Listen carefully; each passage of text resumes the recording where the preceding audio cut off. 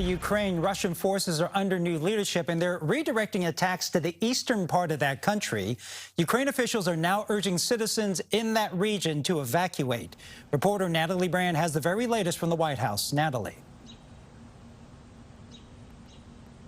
Ryan, the Pentagon says the U.S. is working with partners and allies to help get long-range air defense systems into Ukraine. Ukraine's president, in an interview with 60 Minutes, says their success depends on how quickly they can get additional help and defense assistance. U.S. officials say Russia has appointed a new general, Aleksandr Dvornikov, to lead the war in Ukraine. That same general was in charge in Syria, where Russia is accused of war crimes. Those same brutal tactics, that same disregard for civilian life and civilian infrastructure will probably continue as they now focus in a more geographically confined area in the Donbass.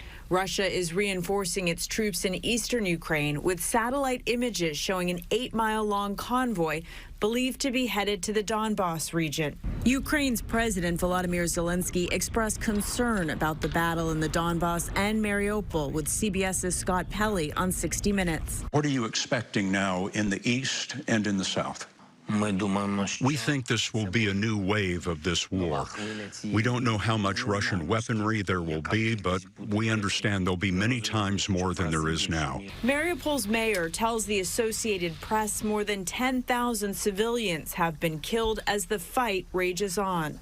President Biden and India's Prime Minister discussed the atrocities in Ukraine during a virtual meeting on Monday. The administration is trying to urge India not to increase its imports of Russian energy. The United States and India are going to continue our close consultation on how to manage the destabilizing effects of this Russian war. Prime Minister Narendra Modi says he's spoken several times with Presidents Putin and Zelensky and has appealed for peace and direct talks between the two. And Natalie, CBS News is reporting that thousands of Ukrainian refugees have traveled to Mexico. So what do we know?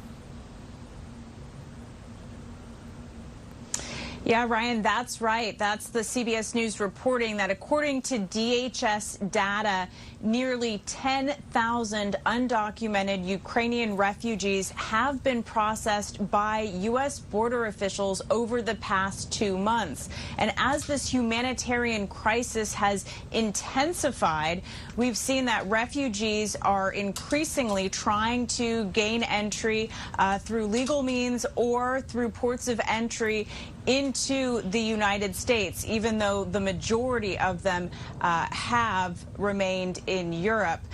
Border policy experts as well as volunteers on the ground helping with all this effort also says this really highlights the intensifying crisis of the backlog immigration processing system here in the U.S. Ryan. All right, thank you very much. Natalie Brand reporting live from the White House.